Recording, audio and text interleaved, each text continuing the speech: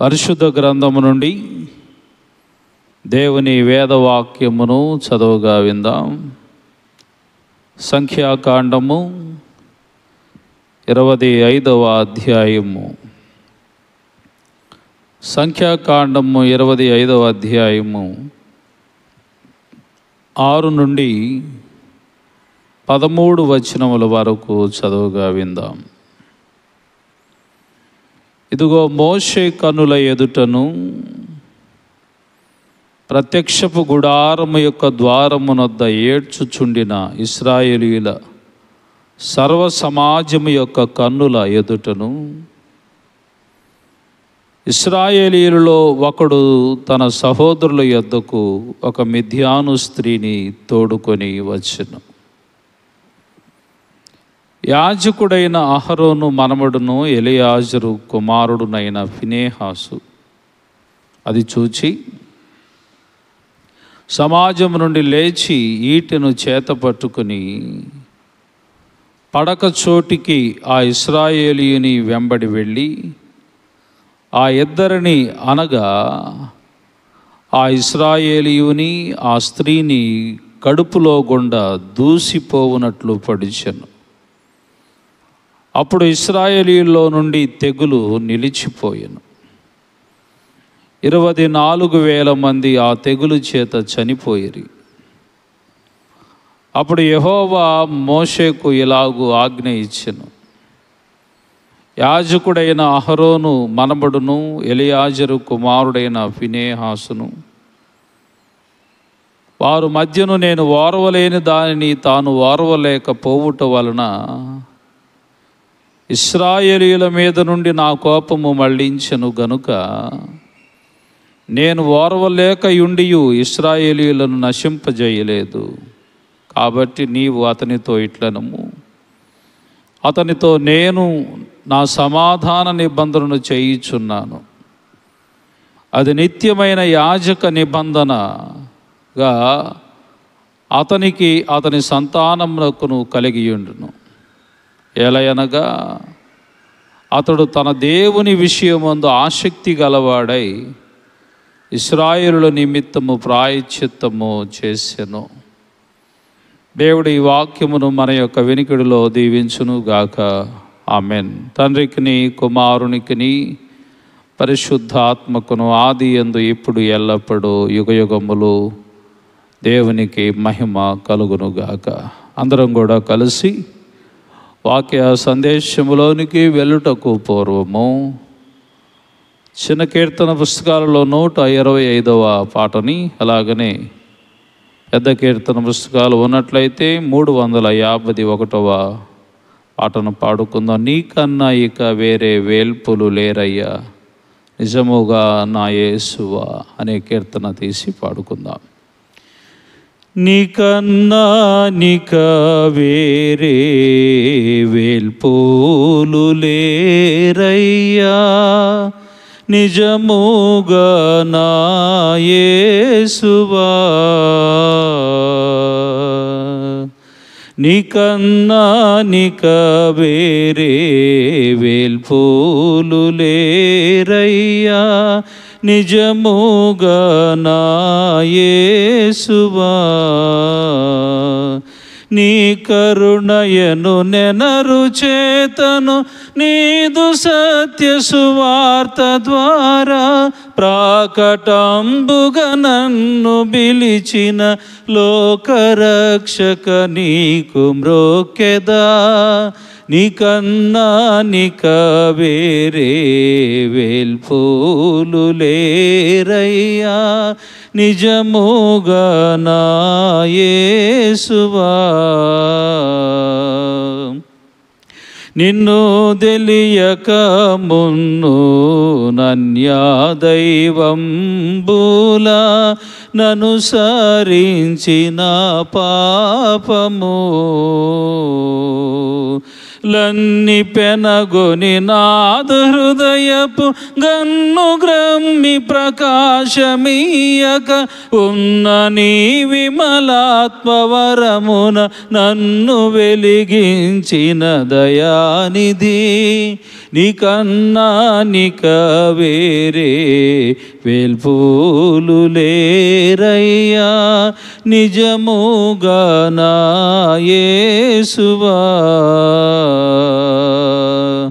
వదలక నే జేయు తుదలేని పాపము వదలించి నన్ను బ్రోచితి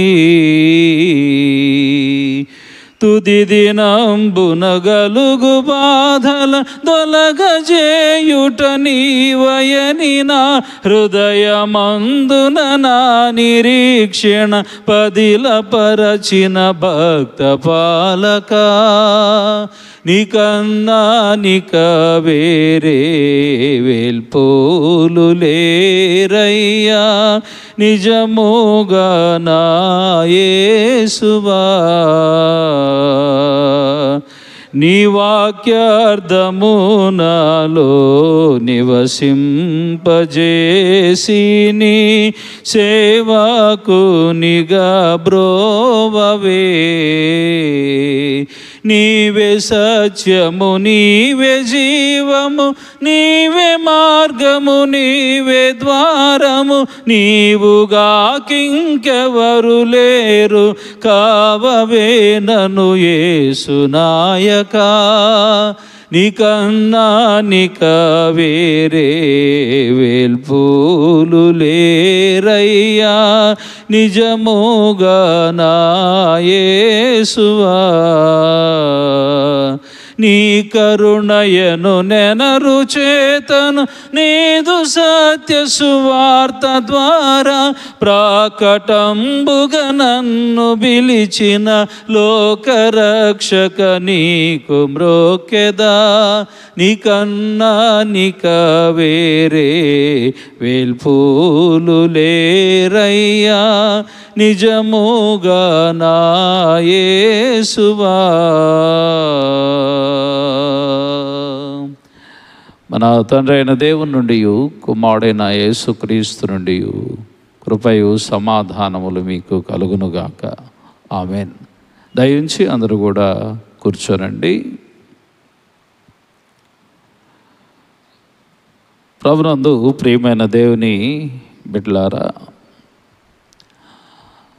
మన ప్రభువును లోకరక్షకుడునైన క్రీస్తు యేసు ఘనమైన నామంలో ఈ ఉదయకాలమున ఆరాధనకు చేరి వచ్చిన మీ అందరకును, ప్రత్యేకించి ఆన్లైన్లో వీక్షిస్తున్న ప్రతి ఒక్కరికి, మన సంఘ బిడ్డలందరికీ కూడా ప్రభువైన యేసుక్రీస్తు వారి ఘనమైన నామంలో నా శుభాలు, నా హృదయపూర్వక వందనాలని తెలియజేస్తూ ఉన్నాను. చాలా సంతోషము, మంచిది. గడిచిన 2 దినాలుగా మనము బిలాము ప్రవక్త యొక్క తీరుని వారు ద్వారా దేవుడు కన్నులు తెరిచి వారి ద్వారా ప్రవచించిన ప్రవచనాలను నిన్నటి వేళ వరకు మనము ధ్యానం చేసుకున్నాం. ఆశీర్వాదములు, శాపములు అనేటువంటి వాటిని ఆశీర్వాదములుగా దేవుడు మారుస్తాడు తన బిడ్డల కొరకు. అలాగుననే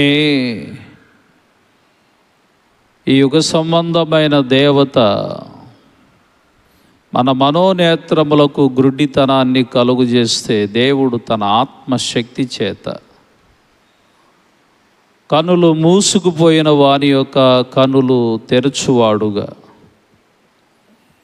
నేత్రములను, ఆత్మీయ నేత్రములను తెరిచి సత్యములను గ్రహించేటువంటి వారుగా చేసి సత్యాన్ని ప్రకటించువారిగా చేయువాడుగా దేవుడు ఉన్నాడని గడిచిన 2 దినాలుగా మనం చూస్తూ వచ్చాం. ఈ రోజున మనము ప్రత్యేకమైనటువంటి ఒక అధ్యాయము సంఖ్యాకాండంలో 25వ అధ్యాయం యొక్క విశిష్టతను క్లుప్తంగా ధ్యానం చేసుకోవటానికి ప్రయత్నం చేద్దాం. దేవుడు గడిచిన 2 రోజులుగా నేను మీకు తెలియచెప్పినట్లుగానే ఇశ్రాయేలు ప్రజల పట్ల ఎంత ఆసక్తిని దేవుడు కలిగి ఉన్నాడు అనేది మనం గ్రహించాం. బాలాకు రాజు ఎవరైతే ఉన్నాడో ప్రవక్త అయిన బిలామును పిలుచుకొని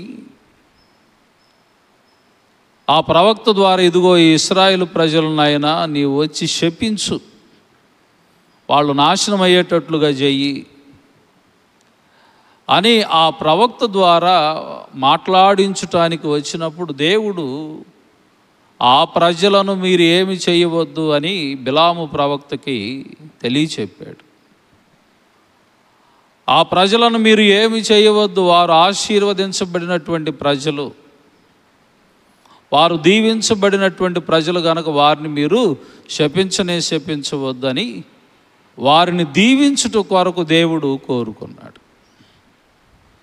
అయితే ఈ రోజున ఈ వాక్యాన్ని ప్రారంభించటానికి ముందుగా నేను మిమ్మల్ని అడగాలనుకున్న ప్రశ్న ఏమిటి అని అంటే, దేవుడు మన పక్షముగా మనకొచ్చే శాపములన్నిటినీ కూడా, మనకొచ్చే కీడులన్నిటినీ కూడా, మనకొచ్చే ఆపదలన్నిటినీ కూడా, మనకొచ్చే శ్రమలన్నిటినీ కూడా, మనకొచ్చే ఇరుకులు లేకుంటే ఇబ్బందులన్నిటినీ కూడా దేవుడు ఆశీర్వాదాలుగా మరుస్తూ మన పక్షమున వేద్యమాడుతూ ఉన్నప్పుడు మనం అందరం కూడా దేవునికి ఎంత కృతజ్ఞత కలిగిన వారమై ఉంటాము.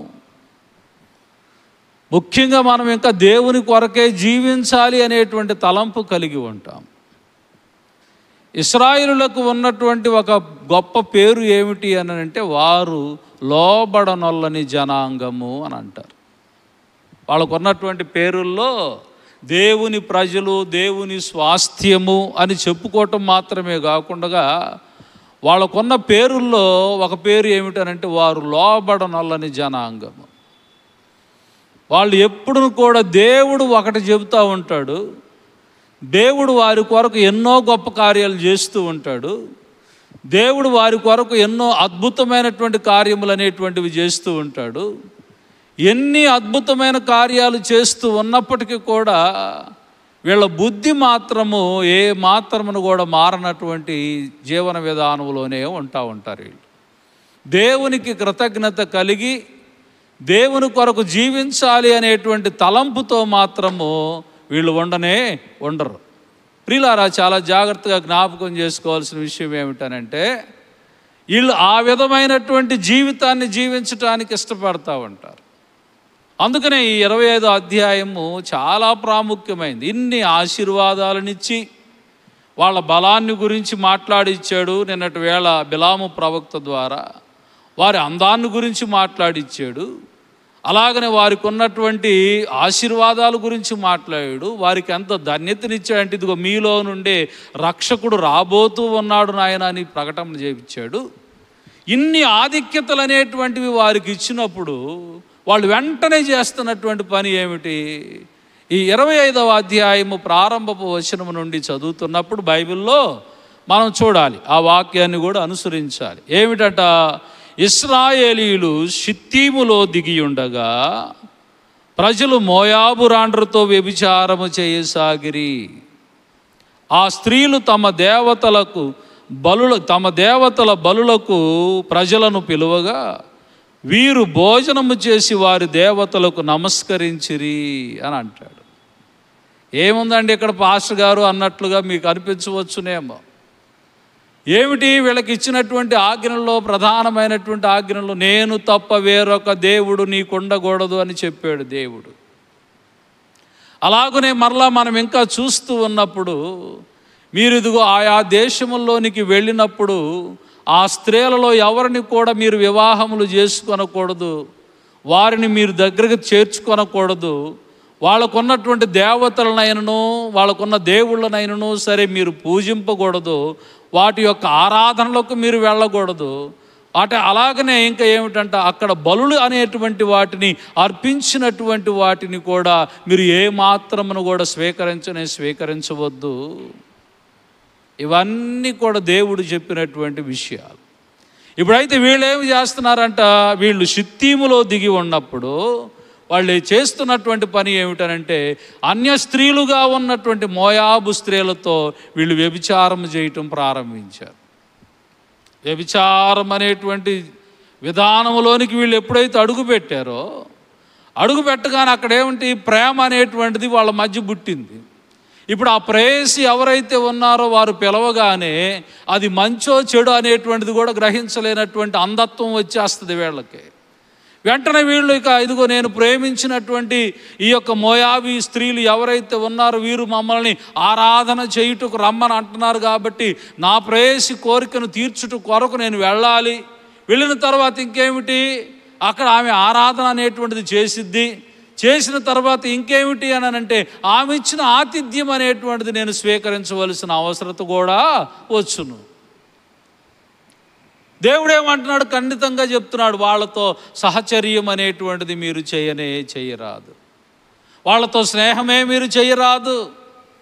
వాళ్ళు ఎప్పుడును కూడా వ్యతిరేకమైనటువంటి జనాంగము కనుక వాళ్ళతోటి మీరు వ్యభిచరించి వాళ్ళతో మీరు కలిసిపోయి వాళ్ళు పెట్టినటువంటి ఆ పూజలకు బలులకు మీరు మొక్కి వాళ్ళు పెట్టినటువంటి ఆ బలులు అర్పణలు అనేటువంటివి మీరు తినవద్దని దేవుడు చెప్తే వీళ్ళు ఏమి చేస్తున్నారు అని అంటే దేవునికి వ్యతిరేకమైనటువంటి కార్యములు చేస్తున్నారు. దేవుని బిడ్డలారా చాలా జాగ్రత్తగా జ్ఞాపకం చేసుకోవాలి. అప్పుడు 3వ వచనం దగ్గర నుండి చదువుకుందాం. అట్లు ఇశ్రాయేలీయులు బయల్పేరుతో కలిసికొనినందున వారి మీద యెహోవా కోపము రగులు కొనెను. వాస్తవానికి బయల్ అనేటువంటి ఈ యొక్క దేవతకు ఉన్నటువంటి గుణ లక్షణాలు ఏమిటి అనంటే ఈ దేవతల్లో చాలా వాళ్ళు యొక్క ఇశ్రాయేలుకు వ్యతిరేకులై ఉన్నటువంటి దేవతల్లో చాలామంది దేవతలు ఉన్నారు. అందులో బయల్పేరు అనేటువంటి దేవతకు ఉన్న ప్రత్యేకత ఏమిటనంటే ఆమె దగ్గర మొక్కటం మాత్రమే కాకుండా ఆమె దగ్గర కామ వికార చేష్టలు అనేటువంటివి ఆమెకు చెయ్యాలి ఆ దేవత ముందు. అంటే అంత చండాలమైనటువంటి విధానములు అనేటువంటివి అక్కడ చేస్తేనే ఆ దేవత శాంతించింది. ఈ బలులతో పాటు వీళ్ళు ఏం చేస్తున్నారు అనంటే వ్యభిచారం చేయటమే కాకుండా ఆ దేవతల దగ్గరకు వెళ్ళి మొక్కి భోజనాలు చేసి అక్కడ ఈ కామ వికారపు పనులన్నీ కూడా వారు చేయటం ప్రారంభిస్తూ వచ్చారు. దేవుని బిడ్డలారా, ఇప్పుడు దేవుడు అది కోపం అంటే యెహోవా కోపము రగులు కొందట. వీళ్ళ కొరకు నేను ఎంత స్టాండ్ తీసుకున్నాను, వీళ్ళ కోసం నేను ఎంతగా ఇదిగో ఎన్ని శాపములు అనేటువంటి వాటిని ఎంత ఆశీర్వాదములుగా నేను మారుస్తూ ఉన్నాను, ఎంత దీవెనలు అనేటువంటి వాటిని నేను వీరికి ఇస్తూ ఉన్నాను. వీరు ఇప్పటికీ కూడా వీళ్ళు గుణం అనేటువంటిది మార్చుకోవటం లేదే. దేవుని కొరకు నిలబడదాము, దేవుని కొరకు బ్రతుకుదాము, దేవుని కొరకు దేవుని ఆజ్ఞను చొప్పున నడుచుకుందామనేటువంటి ఆలోచన వీరిలో కనీసము కనపడతలేదే అని దేవునికి విస్తారమైనటువంటి కోపము రగులుకుందట. అప్పుడు యెహోవా మోషేతో 4వ వచనం దగ్గర నుండి చూద్దామా. అప్పుడు యెహోవా మోషేతో ఇట్లనెను, నీవు ప్రజల అధిపతులనందరినీ తోడుకొని యెహోవా సన్నిధిని సూర్యుని ఎదురుగా వారిని ఉరితీయము.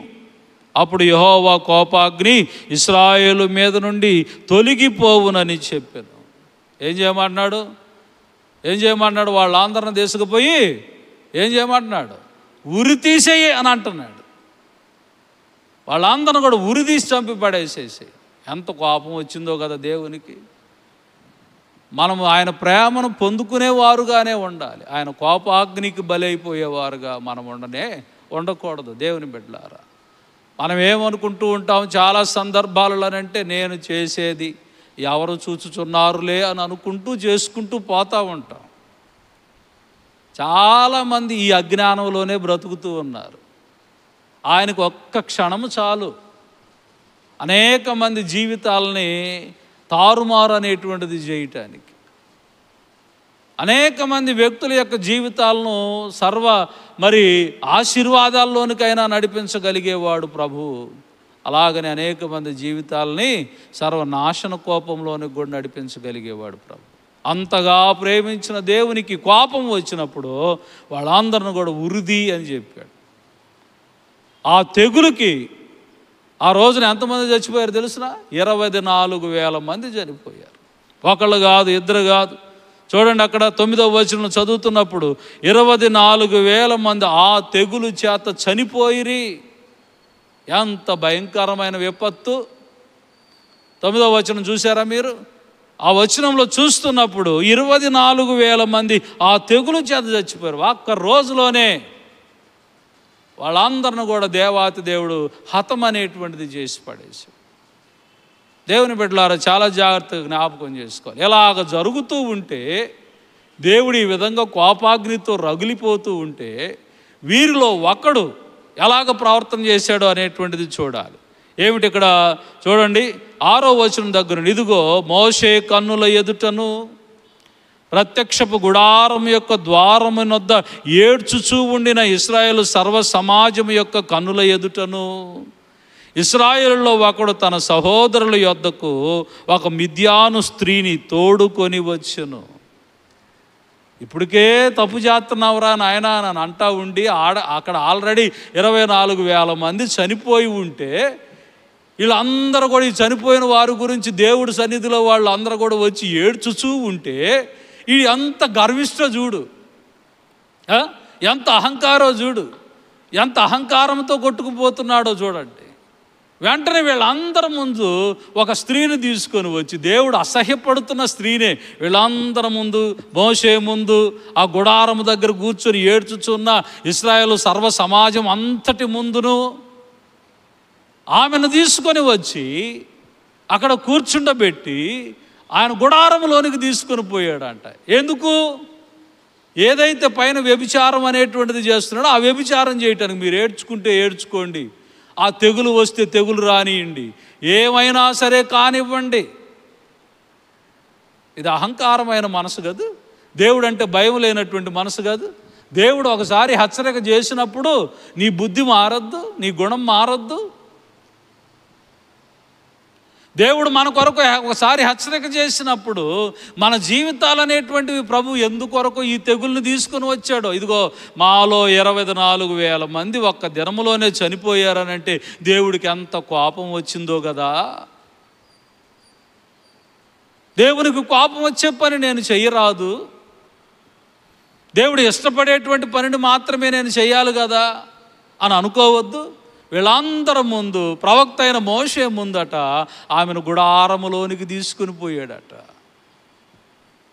అందుకని ఇప్పుడు చాలా విశిష్టమైన విషయం, ఈరోజు వాక్యానికి చాలా విశిష్టమైనటువంటి విషయాన్ని నేను మీకు తెలియచెప్తా ఉన్నాను. దేవుని బిడ్డలారా, అప్పుడు 7వ వచనం, యాజకుడైన అహరోను మనబడును ఎలియాజరు కుమారుడనైన ఫినెహాసును అది చూచి సమాజము నుండి లేచి ఈటెను చేతబట్టుకొని పడక చోటుకి ఆ ఇశ్రాయేలీయుని వెంబడి వెళ్ళి ఆ ఇద్దరిని, అనగా ఆ ఇశ్రాయేలీయుని ఆ స్త్రీని కడుపులో గుండా దూసిపోవునట్లు పొడిచి వేసింది.